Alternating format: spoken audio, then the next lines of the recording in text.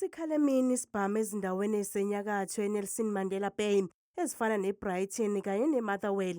Umndeni waseBettersdorp usale ushaqekile ngemuva kokuba izingane zawo ezineminyaka engu-15 no-22 ubudala zidubuleke zashona esigamekweni okukholakala ukuthi sokuziphindiselela.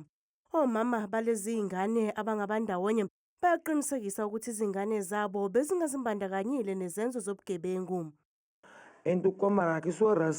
Angeke ngibuze uNkulunkulu ukuthi kungani emthathile. Ngelinye ilanga uyonginika izimpendulo kulowo mbuzo. Umntanami ubengesona isigebengu, ubengenaso isibhamu, ubengenawo futhi nommese.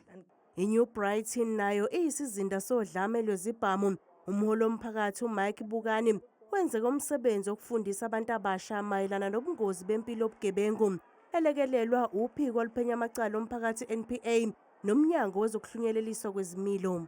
We discovered that the underaged kids are being targeted because it's known that they will easily get bail because of their age.